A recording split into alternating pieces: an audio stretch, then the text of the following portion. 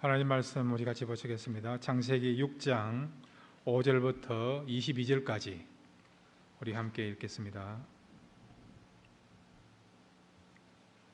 창세기 6장 5절부터 22절까지 말씀입니다.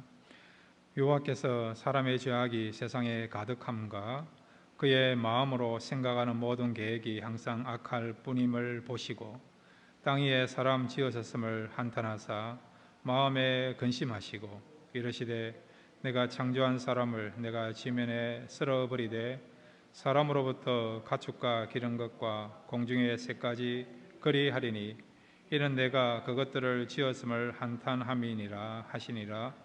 그러나 노아는 여호와께 은혜를 입었더라. 이것이 노아의 족본이라. 노아는 의인이요 당대 완전한 자라. 그는 하나님과 동행하였으며 세 아들을 낳았으니 셈과 함과 야벳이라. 그때에 온 땅이 하나님 앞에 부패하여 포악함이 땅에 가득한지라. 하나님이 보신즉 땅이 부패하였으니 이는 땅에서 모든 혈육 있는 자의 행위가 부패함이었더라. 하나님이 노아에게 이르시되 모든 혈육 있는 자의 포악함이 땅에 가득함으로 그 끝날 날이 내 앞에 이르렀으니 내가 그들을 땅과 함께 멸하리라. 너는 고페르 나무로 너를 위하여 방주를 만들되 그 안에 칸들을 막고 역청을 그 안팎에 칠하라. 내가 만들 방주는 이러하니 그 길이는 300규빗, 너비는 50규빗, 높이는 30규빗이라. 거기에 창을 내되 위에서부터 한 규빗에 내고 그 문은 옆으로 내고 상중하 3층으로 할지니라. 내가 홍수를 땅에 일으켜 물어 생명의 기운이 있는 모든 육체를 천하에서 멸절하리니 땅에 있는 것들이 다 죽으리라.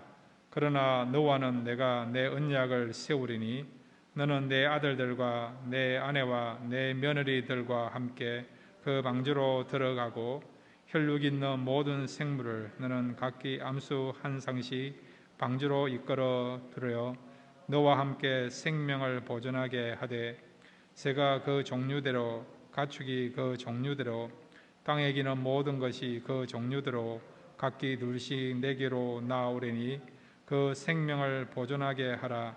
너는 먹을 모든 양식을 내게로 가져다가 저축하라.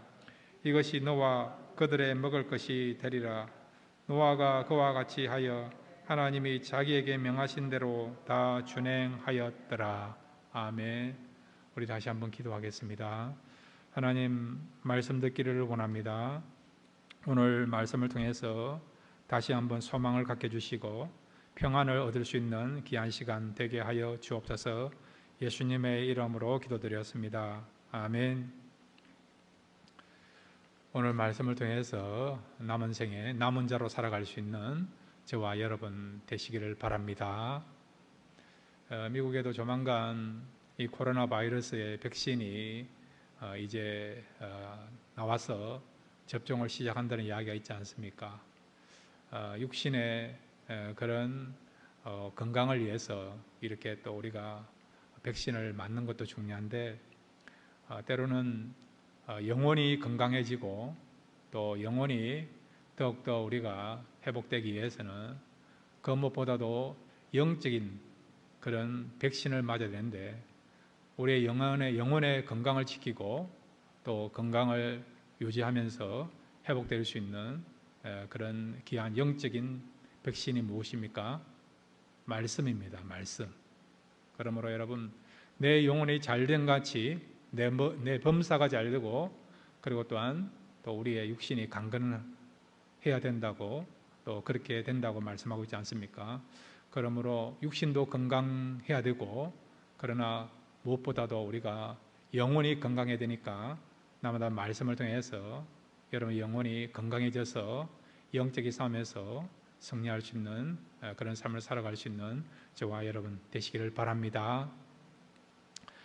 오늘 말씀은요, 하나님께서 드디어 노아에게 홍수 심판을 대비해서 방주를 만들어라 그런 명령을 하십니다. 이 노아는 하나님의 명령을 붙잡고 방주를 만드는 그런 내용이 오늘 본문 속에 있습니다. 오늘 말씀을 통해서 우리가 세 가지 교훈을 함께 생각하기를 원합니다. 첫 번째는 우리 같이 따라합시다. 남은 자가 됩시다. 예, 끝까지 남는 자가 되시기를 바랍니다. 성경에 보면요, 남은 자들이 있어요. 하나님께서는 많은 사람들 가운데 이 남은 자를 통해서 특별히 구원의 역사를 진행하는 것을 보게 됩니다. 오늘 본문에도 보면 인류가 홍수로 말미암아 다 멸절되는 그런 상황 가운데 있었는데, 그런데도 구원받은 사람이 있죠. 누굽니까? 노아와 함께 했던 가족이죠. 숫자로 말하면 8명. 노아 가족 8명이요. 그 당시 인류가 다 홍수 심판으로 말미암아 멸망당하는 그런 가정 속에서도 이 노아 가족은 살아남은 거예요. 이 노아 가족이 누구라고요? 남은 자라. 이와 같이 예수님이 재림하실 때에 심판을 받게 될 것이고, 그리고 또한 이 세상은 멸망당하게 될 것입니다. 그런데 이 심판 가운데서도 노아 가족이 구원받은 것처럼 저와 여러분도 구원받게 되고, 그 구원받은 자가 남은 자가 될 줄로 믿습니다. 여기 남은 자가 누구냐? 바로 구원받은 자라고 볼 수 있죠. 노아 가족뿐만 아니라 성경을 보면요, 시대마다 하나님께서는 민족 가운데, 또 나라 가운데, 도시 가운데, 때로는 국가 가운데서도 남은 자를 두셔서 그들을 통해서 구원의 역사를 진행하는 것을 우리가 보게 됩니다. 자, 여러분, 이스라엘 나라가 우상천지로 바뀐 적이 있었어요. 하나님을 섬겨야 될 이스라엘 나라가요, 하나님을 섬기지 않고 바알과 아세라 여신을 섬기는 그런 나라로, 우상을 섬기는 나라로 바뀌었습니다. 어느 시대입니까? 아합과 그리고 그의 아내 이세벨이 다스리던 그 시절이었어요. 그 시절에는 여러분, 하나님을 섬기면요, 목숨을 내걸어야 되는 그런 상황이었어요. 정말 가장 살벌한 시대가 아합 시대라 할 수 있습니다. 그럼에도 불구하고 하나님을 잘 섬겼고, 이스라엘 역사에서 가장 능력의 선지자가 그 시대에 등장하지 않습니까? 누굽니까? 엘리야가 등장하지 않습니까? 엘리야가 영적으로 가장 암흑기에 태어났고, 또 그 시대에 사역을 했고, 그뿐만 아니라 엘리야만 남아있었습니까? 또 누구도 아합 시대에 살아남았습니까? 누구도 그 시대에 끝까지 믿음을 지키면서 이 구원의 역사에 동참했던 사람들이 있죠. 누굽니까? 7,000명이 있지 않습니까? 바알 앞에 무릎 꿇지 않은 7,000명이 남아있지 않습니까? 그들이 누굽니까? 남은 자라는 거죠. 구원의 역사를 감당하고 구원받은 백성들이 바로 남은 자였던 것이죠. 그것뿐만 아니라 여러분, 성경을 보면요, 시대마다 남은 자들이 참 많아요. 이스라엘 백성들이 포로로 바벨론으로 끌려갔습니다. 수십만 명의 이스라엘 백성들이 바벨론으로 포로로 잡혀간 거예요. 하나님의 은혜 가운데 70년 만에 다시 고국으로 돌아왔습니다. 여러분, 이스라엘은 몇 지파로 구성되어 있습니까? 12지파죠. 12지파. 그렇지 않습니까? 그런데 70년 만에 고국으로 돌아올 때에 가장 많은 퍼센테이지, 또 숫자를 자랑한 지파가 어떤 지파인 줄 아세요? 유다 지파예요. 나머지 11지파는요, 소수에 불과해요. 몇 사람 안 됩니다. 여러분, 우리가 이스라엘 사람들을 유대인이라 하지 않습니까? 영어로 말하면 뭐라고 부릅니까? 주이시라 하지 않습니까? 유대인, 주이시, 이것이 어디에서 나온지 아십니까? 유다 지파 사람이다, 그런 의미를 갖고 있는 거예요. 처음에 이스라엘 백성들이 애굽으로 지금 어디입니까? 바벨론으로 포로로 잡혀갈 때는 많은 12지파에 속해 있던 사람들이 포로로 잡혀갔지만은 돌아올 때는요, 다른 지파 사람들은 돌아오지 않고 그 바벨론 땅에서 뿌리를 내리고 살았고요. 유다 지파만 돌아오게 되는, 나머지 지파에서는 소수의 사람들만 돌아오게 되는 그런 일이 벌어지게 된 것이죠. 그러니까 결국 무엇을 말씀해 주고 있습니까? 이 유다 지파가 어떤 의미에서는 남은 자가 되었던 것이죠. 하나님의 역사는요, 여러분, 많은 민족을 통해서 이루어진 것 같지만 그렇지 않아요. 어떤 경우는 소수를 통해서 하나님의 구원의 역사가, 또 하나님의 역사가 진행되는 것을 보게 됩니다. 바로 하나님께서는요, 소수의 사람을 통해서 역사하신다, 그것을 가르쳐서 우리가 남은 자의 신학, 또 남은 자의 신앙이라고 그렇게 불러지는 것이죠. 노아 때도 남은 자가 있는 것처럼 오늘 이 시대도 남은 자가 있는 것을 알고 저와 여러분이 남은 자로서 그 사명을 잘 감당하기를 바랍니다. 그러면 어떤 사람이 남은 자냐? 어떤 사람이 남은 자가 되어서 이런 하나님의 구원의 역사를 감당하느냐? 자, 여러분, 로마서 11장 5절을 우리 같이 읽겠습니다. 로마서 11장 5절입니다. 함께 읽겠습니다. 시작. 그런즉 이와 같이 지금도 은혜로 택하심을 따라 남은 자가 있느니라. 아멘. 여기 남은 자가 있죠. 그런데 이 남은 자가 무엇을 따라서 남은 자가 되었습니까? 그런즉 이와 같이 지금도 은혜로 택하심을 따라. 은혜로 택하심을 따랐다는 말은 우리 같이 따라합시다. 은혜를 입었다. 예, 은혜를 입은 자가요, 어떤 사람이라고? 남은 자라는 거예요. 자, 여러분이 묻습니다. 은혜를 입었습니까? 예, 아멘이 좀 약하네요. 헷갈리세요? 아리까리 하세요? 여러분, 자, 이 자리에 참석하신 분들은 다 은혜를 입은 줄로 믿습니다. 예, 이렇게 하셔야죠. 예. 우리는 은혜를 입었어요. 자, 그러면 오늘 창세기 6장에 나와 있는 노아도 어떤 사람일까요? 자, 노아가 은혜를 입은 사람인지, 그래서 은혜를 입었기 때문에 남은 자인지 아닌지 한번 확인해 보겠습니다. 창세기 6장 8절에서 9절 우리 같이 읽겠습니다. 시작. 그러나 노아는 여호와께 은혜를 입었더라. 노아의 사적은 이러하니 노아는 의인이요 당세의 완전한 자라. 그가 하나님과 동행하였으며. 아멘. 노아가 은혜를 입었습니까? 안 입었습니까? 입었지요. 그래서 노아는 남은 자입니까? 남지 않은 자입니까? 남은 자죠. 남은 자가 어떤 사람이었습니까? 구원받은 자. 남은 자가 어떤 사람이었습니까? 그 시대마다 구원의 역사를 진행해야 될 그 사명을 가진 자가 어떤 사람이라고요? 남은 자라는 거예요. 누가 남은 자였습니까? 은혜를 받은 자, 은혜를 입은 자. 그런 사람이 남은 자가 된다는 거죠. 자, 그러면 궁금하지 않습니까? 남은 자가 되기 위해서는 은혜를 받아야 되는데, 그러면 내가 은혜를 받은 것에 대해서 무엇으로 증명할 수 있는가? 무엇으로 확인할 수 있는가? 이 자리에 참석하신 모든 성도님들은 은혜를 받은 줄로 믿습니다. 그러면 여러분, 우리가 은혜 받은 것에 대해서 무엇을 확인할 수 있습니까? 자, 로마서 11장 7절을 우리 다시 한번 읽겠습니다. 로마서 11장 7절입니다. 함께 읽겠습니다. 시작.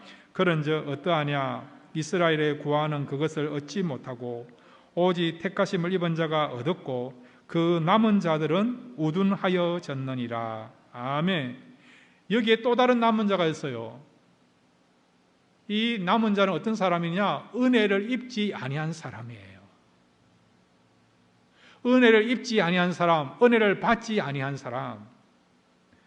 그 사람을 가르쳐서 뭐라고요? 우둔하여졌느니라. 우둔한 사람. 옛날 우리가 개역 한글에서는요, 완악한 사람이라 그렇게 말씀하고 있어요. 이게 히브리어로 포로호라는 단어를 쓰는데, 포로호, 이 말은 어떤 말이냐 하니까 딱딱하다, 굳어있다, 그 말이에요. 우리가 그런 말을 하잖아요. 저 사람은 바늘로 찔러도 바늘도 안 들어간다, 그런 이야기를 하지 않습니까? 씨 뿌리는 비유에서 길가에 떨어진 씨 같아요. 씨가 떨어졌지만은 땅에 심겨지지 아니하므로, 뿌리를 내려지지 아니하므로 결국 새들이 와서 먹어버리지 않습니까? 그것은 무엇을 가리킵니까? 말씀을 받지 못하는 사람, 말씀이 주어져도 그것을 이해하거나 깨달지 못하거나 수용하지 못하는 그런 사람을 가리킨다는 거죠. 그러니까 남은 자 두 종류가 있는데, 하나는 은혜를 입은 사람, 그 사람은 구원받은 사람이고 구원의 역사를 진행해야 될 사명을 가진 사람이고, 또 하나의 남은 자는 어떤 사람이냐? 은혜를 받지 못한 거예요. 은혜를 받지 못한 그런 현상과 결과는 뭐냐? 말씀을 들어도 깨달음이 없는 거예요. 이해가 안 되는 거예요. 그러니까 어떤 일이 벌어집니까? 믿지 못하는 거죠. 그러므로 여러분이 하나님의 말씀을 믿습니까? 그 말씀 믿어지십니까? 그리고 말씀에 대한 확신이 있습니까? 그리고 말씀을 들을 때마다 깨달음이 있습니까? 그러면 여러분은 어떤 사람이라고요? 은혜를 받은 자예요.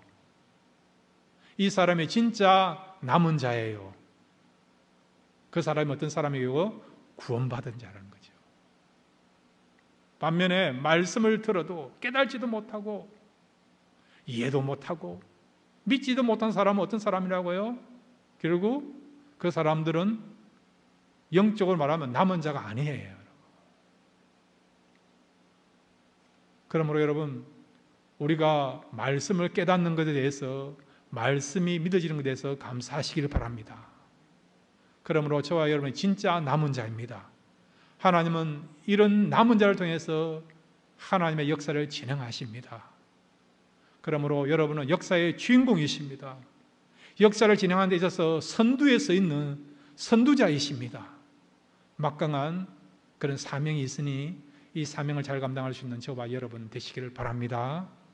두 번째로 여러분, 오늘 우리가 붙잡아야 될 메시지가 있습니다. 우리 같이 따라합시다. 죄의 무게가 충만하면 심판이 온다. 예, 여러분, 죄의 무게가요 충만하면, 가득 차면 무엇이 온다고요? 심판이 온다는 거예요. 심판이 온다. 구름이 여러분 가득 차면 비가 쏟아지는 것처럼 심판도 그런 거예요. 죄가 가득 차면, 하나님이 정하신 그 죄의 무게가 차게 되면 무엇이 벌어진다고요? 심판이 온다는 거예요. 노아 홍수도 그렇고 앞으로 이 세상의 최종적인 심판도 그렇다는 것이죠.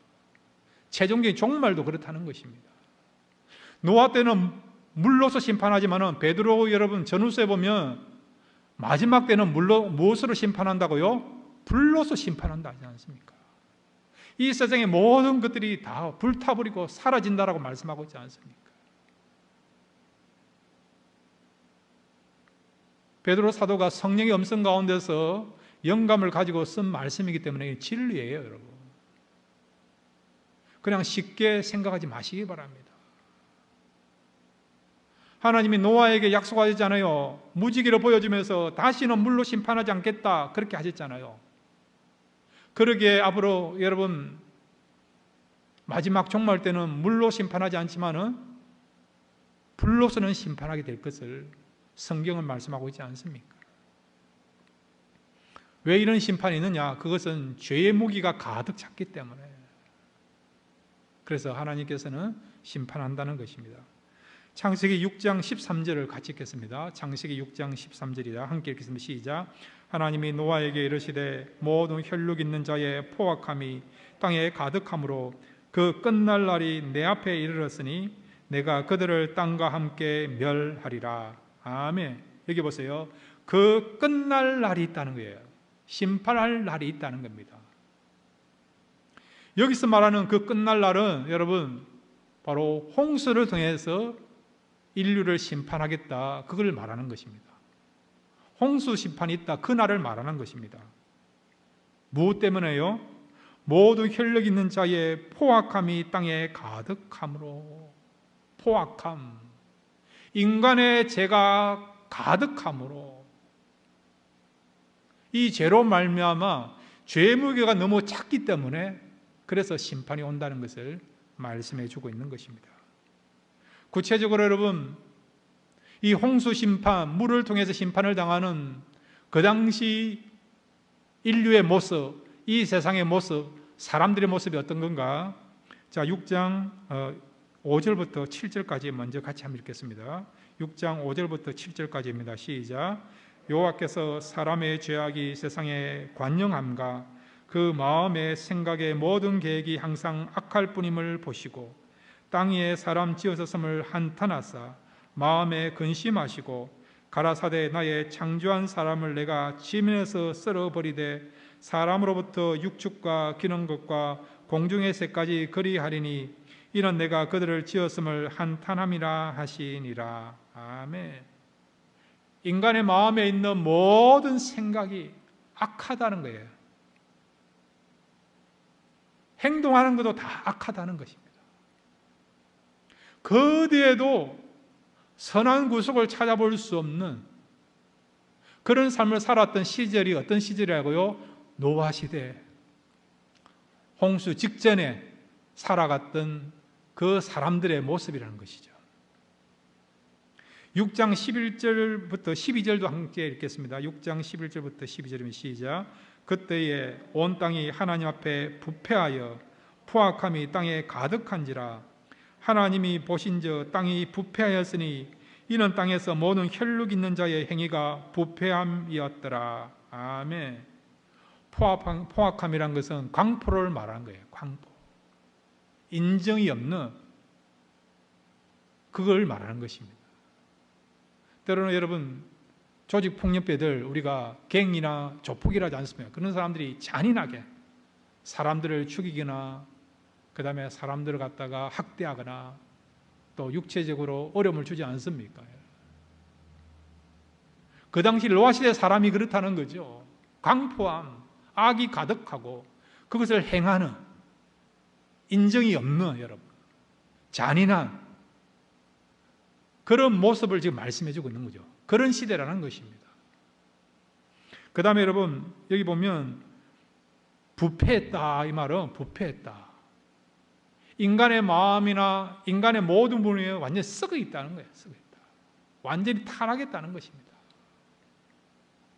한마디로 말하면 노아 시대의 그 모습은 어떤 모습이냐? 죄악이라고 하는 쓰레기 더미로 살아가는 모습이라는 거예요. 죄악이라는 쓰레기가 가득 차 있는, 온 땅에 가득 차 있는, 그래서 악취가 풍성한, 충만한 그런 시절을 말씀해 주고 있습니다. 여러분이 쓰레기를요 버리지 않고 일주일 동안 쓰레기를 그대로 한번 집 안에 놔둬 보십시오. 그러면 냄새가 얼마나 고약합니까? 일주일 정도가 아니고요, 한 달이 넘고 1년을 그렇게 한다 그러면 못 살잖아요, 여러분. 그럼 어떻게 됩니까? 쓰레기를 치워야죠. 정리를 해야 되죠.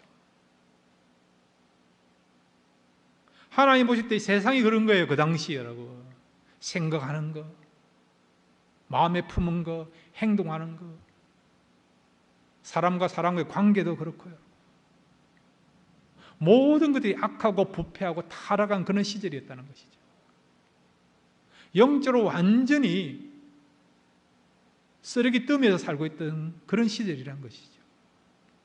그래서 하나님께서는 정리하기 위해서 결국 홍수를 통해서 심판하시게 된 것입니다. 여러분, 이런 심판은요 노아 때만 있은 것이 아니라 노아 홍수 이후부터 계속해서 어떤 경우는 국가를 심판하시고 어떤 경우는 도시를 심판하시고 어떤 경우는요 한 민족을 심판하시고 어떤 경우는 한 가정을, 한 개인을 심판하는 하나님의 심판의 그런 역사들이 계속 진행되고 있어요. 자, 여러분, 여러 가지 어떤 케이스가 있지만 하나만 더 언급하고 이 부분에서 말씀을 정리합니다. 자, 다니엘서 5장 22절부터 28절까지 보면 하나의 국가를 완전히 하나님께서 심판하시는 그런 내용이 나와요. 이 국가가, 이 나라가 심판을 받는다, 그 의미는 무슨 의미입니까? 그만큼 죄 무게가 가득 찼어. 충만해서. 그래서 심판을 받게 되었다는 거예요. 다니엘서 5장 22절부터 28절까지 우리 같이 한번 읽겠습니다. 시작. 벨사살이여, 왕은 그의 아들이 되어서 이것을 다 알고도 아직도 마음을 낮추지 아니하고 도리어 자신을 하늘의 주제보다 높이며 그의 성전 그릇을 왕 앞으로 가져다가 왕과 귀족들과 왕후들과 후궁들이 다 그것으로 술을 마시고 왕이 또 보지도 듣지도 알지도 못하는 금, 구리, 쇠와 나무, 돌로 만든 신상들을 찬양하고 도리어 왕의 호흡을 주장하시고 왕의 모든 길을 작정하시는 하나님께 영광을 돌리지 아니한지라. 이러므로 그의 앞에서 이 손가락이 나와서 이 글을 기록하였나이다. 기록된 글자는 이것이니 곧 메네 데겔 우바르신이라. 그 글을 해석하건대 메네는 하나님이 이미 왕의 나라의 시대를 세워서 그것을 끝나게 하셨다 하미요, 데겔은 왕을 저울에 달아보니 부족함이 보였다 하미요, 베레스는 왕의 나라가 나뉘어서 메대와 바사 사람에게 준바되었다 하미니이다 하니. 아멘. 고대 국가 가운데 찬란하면서도 강력한 그런 힘과 영향력을 나타냈던 바벨론 제국이 멸망당하는 내용이에요. 무엇 때문에 멸망당했습니까? 이만큼 그들의 죄가 관영되었고 부패하고 타락해서 죄의 무게가 충만함으로 말미암아 결국 하나님께로부터 심판을 당하게 된 것입니다. 이 벨사살 왕이요, 왕족들과 그리고 그들의 부인들과 또 신하들과 그런 사람들 다 모아놓고 잔치를 벌립니다. 고대 사회에서는 여러분 지금도 그렇지만 잔치할 때 꼭 빠지지 않는 것이 술 아닙니까? 근데 이 술을 어디에 마십니까? 예루살렘 성전에서 하나님께 예배드리는 도구로 사용했던 그런 잔들을 가져가요. 거기에다가 술을 붓고 마시면서 이런 악한 행위를 하게 된 거죠. 그리고 하나님을 경배하고 찬양한 것이 아니라 들어보지도 못한 돌과 나무와 쇠와 이런 우상들을 향하여서 경배하는, 찬양하는 일을 하게 된 것이죠. 한마디 말하면 하나님이 제일 싫어하는 망령단 행위를 한 것이죠. 하나님 앞에 제사를 드리고 예배드리는 데 일을 위하여 사용될 거기에다가 술을 부어서 자기의 욕망을 추구하는 일을 하였고, 또 하나님께 경배하지도 않고 오히려 하나님이 제일 싫어하는 그런 우상을 향하여서 경배하고 찬양하는 일을 하게 된 것이죠. 그런데 그 순간 무슨 일이 나타났습니까? 그곳에 하나의 손이 나타나가지고 글을 쓰게 되었죠. 그 글자의 내용이 무엇입니까? 여기 보면 메네 데겔 우바르시,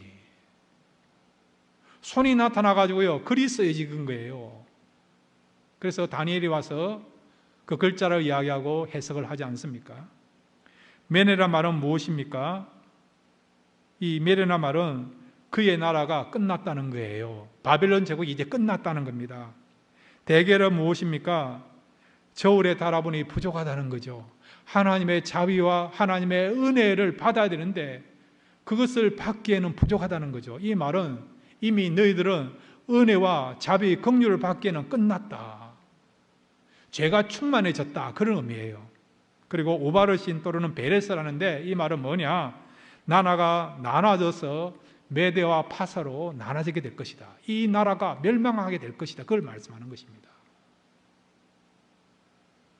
자, 여러분, 이렇게 손이 나와서 글자를 새겨졌는데 이 나라가 망하게 될 것이다, 이런 메시지가 전달됐는데 그 메시지가 전달되고 여러분 얼마 지나서 바벨론 제국이 멸망당한 줄 아십니까? 하루요? 이틀요? 일주일, 한 달? 아니면 몇십 년, 몇천 년 아니에요. 그날 밤에 술 마시고 파티를 벌리고 하나님을 향하여서 조롱하고 하나님이 싫어하는 망령된 일을 했던 그날 밤에 어떤 일이 있었습니까? 메대와 그 다음에 파사가 연합을 해서 바빌론 제국을 쳐들어왔죠. 그래서 바빌론 제국이 그날 밤에 이 지구상에서 완전히 사라지게 된 것입니다. 여러분, 하나님의 심판이요, 때로는 우리에게 시간을 주십니다. 그런데 어떤 경우는요, 하루아침에 이런 하나님의 심판이 임할 수 있다는 것을 말씀해 주는 것이죠. 국가뿐만 아니라 민족도 마찬가지고요, 어떤 경우는 가정도 마찬가지예요. 충분하게 회개할 수 있고 돌이킬 수 있는 기회를 주심에도 불구하고 회개하지 않고 여전히 악한 생각과 악한 마음을 가지고 행동하고 하나님이 싫어하는 일을 했을 때에 하나님은 어떤 경우는 가정을 멸하시기도 하고 하나의 공동체를 흩으시기도 하시고 어떤 경우는 개인에게도 고통을 주시는 것을 보게 되는 것이죠. 그런데 여러분, 노아 시대도 그렇고 바빌론 시대도 그렇고 이 시대도 그렇고요, 왜 사람들이 이렇게 악한 일을 행합니까? 사람들의 마음이 왜 이렇게 부패합니까? 타락합니까? 광포를 행합니까? 그 이유는 무엇입니까? 이미 우리가 지난 시간에 같이 살펴보았잖아요. 우리 같이 따라합시다. 하나님의 영이 떠나서 그렇다. 그렇습니다. 하나님의 영이 너희들과 함께 하지 아니함으로 인하여서 인간이 이렇게 부패하고 타락했다는 거죠. 지금도 마찬가지예요. 하나님의 영이 함께 하지 않는 그 영혼 속에는요, 이렇게 부패하고 타락하고 죄가 간역하고 악한 일을 행한다는 것입니다. 저와 여러분도 마찬가지예요. 우리에게 성령이 함께 하지 아니한다면, 우리도요, 성령에 사로잡혀 있지 않는다면, 성령으로 충만하지 아니한다면 우리는 세상 사람들처럼 여전히 우리도요, 육체의 소욕을 쫓아가서 행할 수밖에 없는 그런 연약한 존재입니다. 그래서 우리는 늘마다 기도해야 될 제목이 뭡니까? 성령이여 나를 사로잡아 주옵소서.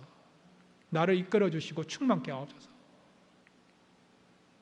그렇게 기도하고 성령님을 사모할 때에 성령이 우리 속에서 풍성하게 임재하시고 우리를 이끌어 가시기 때문에 저와 여러분은 죄악이 관영된 세상 속에서도 죄를 이기면서 하나님이 원하시고 기뻐하시는 의의 열매를 맺으면서 살아가는 저와 여러분 될 줄로 믿습니다. 여러분 꼭 기억하십시오. 성령의 도우심과 인도하심이 아니면요, 우리 역시도 여전히 육체의 소욕을 쫓아가 살아갈 수밖에 없는 그런 연약한 존재입니다. 여러분의 그런 어떤 관리 능력에 대해서 너무 여러분 믿지 마시기를 바랍니다. 여러분의 실력을 믿지 마시기를 바랍니다. 우리는 얼마든지 넘어질 수밖에 없는 연약한 존재입니다. 얼마든지 우리는 죄에 노출될 수밖에 없는 그런 연약한 존재가 저와 여러분입니다. 그러면 날마다 성령님을 의지하심으로 말미암아 비록 죄악 세상 가운데 살아간다 하더라도 오늘 노아처럼, 노아는 당대의 의인이라고 말씀하고 있지 않습니까? 저와 여러분도 믿음을 통해서 하나님 앞에서 의인으로 인정받을 수 있는 그런 삶을 살아갈 수 있는 저와 여러분 되시기를 바랍니다. 세 번째로 여러분, 우리가 붙잡아야 될 귀한 교훈이 있습니다. 우리 같이 따라합시다. 하나님은 우리의 현실 문제도 개입하신다. 이 사실 믿으시길 바랍니다. 어떤 사람은요, 하나님은 참 높은 곳에 계셔가지고 내가 당하는 어려움에 대해서 잘 모르고 계신다, 관심을 안 가져주신다, 안 도와주신다, 그렇게 불평하는 분이 있더라고요. 아니에요, 여러분. 하나님은 높고 높은 보좌에 계시지만은 그럼에도 불구하고 하나님은 우리의 모든 것들을 보고 계십니다. 그것뿐만 아니라 우리가 당하고 있는 어려움과 또 우리의 문제를 아셔서 해결해 주시고 길을 제시하시고 풀어주십니다. 이런 하나님 되신 것을 믿으시기를 바랍니다. 자, 오늘 6장, 창세기 6장 14절부터 16절을 같이 읽겠습니다. 시작. 너는 고페르 나무로 너를 위하여 방주를 만들되 그 안에 칸들을 막고 역청을 그 안팎에 칠하라. 내가 만들 방주는 이러하니 그 길이는 300규빗, 너비는 50규빗, 높이는 30규빗이라. 거기에 창을 내되 위에서부터 한 규빗에 내고 그 문은 옆으로 내고 상중하 3층으로 할지니라. 아멘. 하나님께서 노아에게 방주를 만들어 내놓고 네 마음대로 만들어 봐라, 그렇게 한 거 아니에요. 만들 명령하신 것뿐만 아니라 구체적으로 어떻게 만들어야 될 것인가 자세하게 다 설명하신 거예요. 높이는 3층을 하고요. 그 다음에 전체 길이는 여기 보니까 여러분 300규빗이라 했는데 이걸 이제 우리 미국식으로 한번 말씀드리면 이렇습니다. 길이가요 150m, 넓이가요 25m, 높이가 15m예요. 하나님이 정확하게 말씀하신 거예요. 길이, 넓이, 높이까지도요. 지금도 여러분 과학자들이 이걸 가지고 연구를 해봤는데 배가 항해할 때 가장 안전한 수치가 이 수치라는 겁니다, 여러분. 그리고 여러분 노아가요 지금까지 방주를 만들어 봤습니까? 배를 만들어 봤습니까? 한 번도 안 만들어 봤잖아요. 그 당시에는 비가 내리지 않는 그런 시절이었어요, 여러분. 홍수를 준비한다는 그 개념이 없는 거예요, 여러분. 배에 대한 그런 경험도 없어요, 여러분. 만약에 자기 마음대로 만들어가지고 홍수를 맞이했을 때 얼마든지 배가 자초될 수 있는 거 아닙니까, 여러분? 이제 우리가 앞으로 살펴볼 것인데 노아가요 이 방주 안에서 1년을 견뎌야 됩니다. 1년을 여러분. 그 정도로 준비된 배를 만들어야 된다는 것이죠. 준비할 것도 너무 많지 않습니까? 그런데 하나님은 모든 것을 다 섬세하게 말씀하시고 지시하시고 가르쳐주지 않습니까? 밖에 있는 물이 들어오지 않도록 역청을 발라라 그렇게 말씀하고 있고 짐승들까지도 안전하게 이곳에 머물 수 있도록 칸을 만들고요 3층으로 짓고 창문은 위쪽에 내고 문은 옆쪽에 내고 하나하나 다 하나님이 자세하게 말씀하지 않습니까? 노아 방주의 문이 하나는 것은 여러분 영적인 의미가 있어요. 우리가 구원받을 수 있는 문은 오직 하나밖에 없다. 우리가 구원받을 수 있는 유일한 문은 어떤 문입니까? 예수 그리스도라고 하는 그 문 아닙니까? 이것을 가르쳐주기 위해서 이 방주는 예수님과 교회에 대한 모형이에요, 모형. 그 다음에 창문은 하나밖에 없잖아요. 이 말은 하늘만을 바라보라는 거예요, 하늘만을. 어려운 가운데서도 하나님만을 바라보라, 그런 의미를 갖고 있는 것이 창문을 위에다 내게 한 것입니다. 그러니까 얼마든지 막막한 가운데서 아이디어도 없고요, 지혜도 없고 경험도 없는 그런 가운데도 하나님께서는 얼마든지 노아에게 방주를 만들 수 있도록 설명하시고 가르쳐 주시고 지혜를 주시고 능력을 주셔서 결국 노아가 방주를 만들지 않습니까? 그 홍수 심판 가운데서 이 노아 가족이 안전하게 보호받으면서 살아남지 않습니까? 무엇을 말씀해 주고 있습니까? 지금도 마찬가지예요. 저와 여러분의 경험이 없다 하더라도 하나님은 우리 인생에 대해서 모든 것들을 아시기에 선하게 이끌어 주시고 가르쳐 주시고 은혜를 베풀어 준다는 것을, 또 우리 현실적인 문제를 간섭하시고 현실적인 문제에 개입한다는 것을 말씀해 주고 있습니다. 여러분, 하나님이 저와 여러분과 함께하고 있는 것을 믿으시기를 바랍니다. 그 하나님을 바라보시기 바랍니다. 그 하나님은 우리 현실에 대해서 외면하지 않고 개입하셔서 우리가 당한 문제를 해결해 주시고 풀어주시는 하나님이십니다. 그러면 우리가 어떻게 현실의 문제에 대해서 답을 얻을 수 있느냐? 노아는 하나님으로부터 직접 지시를 받고 명령을 받고 하나님으로부터 그런 어떤 분명한 디렉션을 받았어요.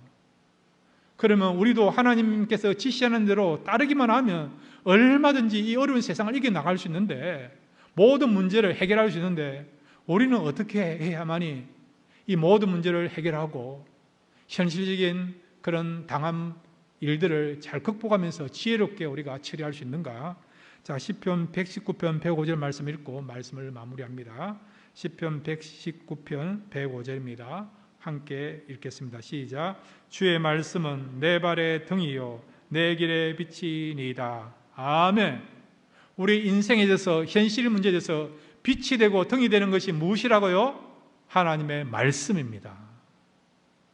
하나님의 말씀을 사모하시고 말씀을 붙잡고 살아가십시오. 말씀을 들으십시오. 그럴 때에 이 말씀이 현실의 문제를 해결하는 정확한 답을 우리에게 제시하게 될 것이고, 또 길을 우리가 제시받는 그런 역사가 말씀을 통해서 나타나게 될 줄로 믿습니다. 이 말씀을 통해서 저와 여러분이 당한 문제를 잘 해결하시고 하나님께 감사하면서 또 하나님 뜻을 이루며 살아갈 수 있는 그런 하나님 백성들 되시기를 주님의 이름으로 축원드립니다.